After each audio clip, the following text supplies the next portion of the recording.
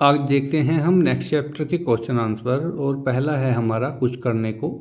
इसमें प्रश्न है, किसी भी साहसपूर्ण कार्य को बहादुरी से करना वीरता कहलाती है। सोचिए और लिखिए कि आपके आसपास घटने वाली में कौन सी स्थितियां हो सकती हैं जिनमें आप बहादुरी का परिचय दे सकते हैं।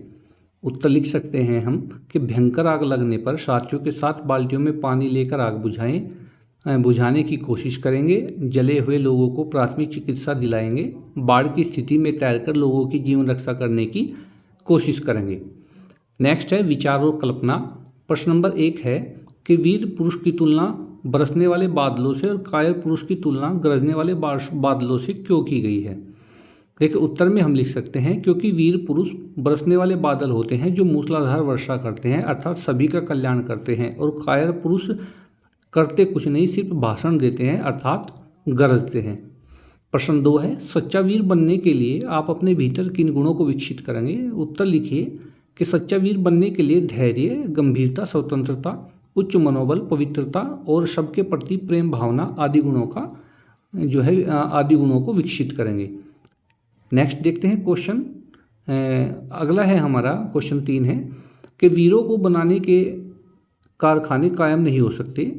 आप इस बात से सहमत है या असहमत, कारण सही स्पष्ट करें। अब यहाँ से उत्तर लिखेंगे, ये हमने टाइप करते वक्त थोड़ी गलती हुई, यहाँ से उत्तर लिखेंगे कि वीरों को बना के कारखाने कायम नहीं हो सकते। मैं इस बात से पूर्ण सहमत हूँ क्योंकि वीरता एक स्वाभाविक गुण है, यह मनुष्य में अपने आप होती है। किसी को प्रशिक्षण देकर वीर नहीं बनाया जा सकता। वीरता के गुण किसी में भरे नहीं जा सकते, वे उनमें मौजूद होते हैं।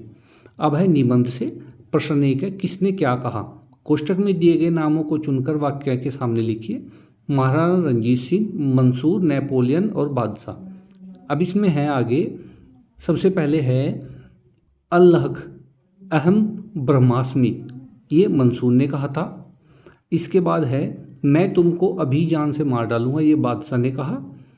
अटक के पार जाओ, ये महाराणा रणजीत सिंह ने। और अल्पस है ही नहीं, ये नेपोलियन ने कहा था।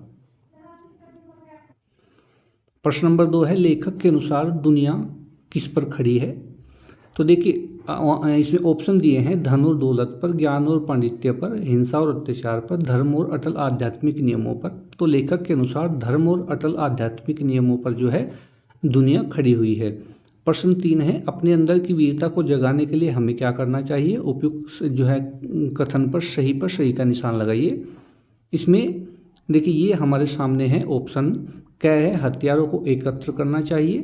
ख, वाद विवाद करना चाहिए। ग, सच्चाई की चट्टान पर दृढ़ता से खड़ा होना चाहिए। और घ है, झूठी बातें करनी चाहिए। तो इसमें आंसर है सच्चाई की चट्टान पर दृढ़ता से खड़ा होना चाहिए। यहाँ पर सही का निशान लगा देंगे। प्रश्न 4 है, सच्चे वीर पुरुष में कौन कौन से गुण होते हैं। उत्तर लिख सकते हैं, सच्चे वीर पुरुष में धैर्य, गंभीरता, स्वाभिमान, साहस आदि गुण होते हैं। उनमें उच्च मनोबल, पवित्रता और सबके प्रति प्रेम की भावना होती है। प्रश्न 5 है, बादशाह द्वारा जान से मारने की धमकी देने पर गुलाम ने क्या कहा। तो गुलाम ने फांसी पर चढ़ जाने और बादशाह का तिरस्कार करने की बात कही।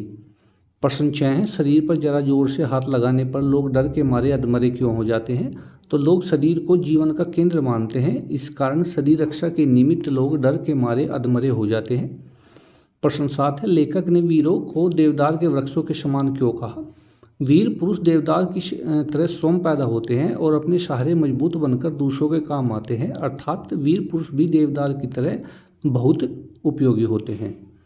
नेक्स्ट क्वेश्चन है, भाषा की बात। निम्नलिखित मुहावरों का अर्थ लिखते हुए इनका वाक्यों में प्रयोग कीजिए। जैसे डर से अधमरा होना, छाती ठोक कर आना, ये है आपका आगे बढ़ना, छाती ठोक कर आगे बढ़ना, रास्ता साफ होना, रंग चढ़ना, दिल को बांध देना। उत्तर लिखेंगे, डर से अधमरा होना, अर्थात इसका भाव है अधिक डर जाना। वाक्य में प्रयोग करेंगे, सांप को सामने देखकर सीमा डर के मारे अधमरी हो गई। दूसरा वो यहाँ से है कि छाती ठोककर आगे बढ़ना, इसका भाव है हिम्मत दिखाना। आतंकवादी को भागता देखकर सुरक्षाकर्मी छाती ठोककर आगे बढ़ा। वाक्य में प्रयोग इस प्रकार करेंगे। फिर है रास्ता साफ होना, भाव है भावार्थ अर्थात अर्थ है इसका रुकावट न होना। इसको वाक्य में प्रयोग करेंगे, रास्ता साफ हो जाने पर रेलगाड़ी लंबा चलकर लंबा चक्कर छोड़कर अपने नियत पथ पर चलने लगी। फिर उससे अगला है रंग चढ़ना, ये नई लाइन से हम लिखेंगे, इसका मतलब है असर होना। वीर पुरुष को देखकर वीरता का रंग चढ़ना स्वाभाविक है। उसके बाद एक अगला मुहावरा है दिल को बांध देना, अर्थात दिल काबू कर लेना। गांधी जी ने अपने सर्वधर्म समभाव से लोगों के दिलों को बांध लिया था। इसके बाद भाषा की बात भी आगे है हमारा प्रश्न नंबर 2, आज़ाद, गुलाम, बादशाह, कैदी, फौज, दरिया और कुदरत, ये उर्दू के शब्द हैं। हिंदी में इनके ही समान जो शब्द हैं वे लिखने हैं।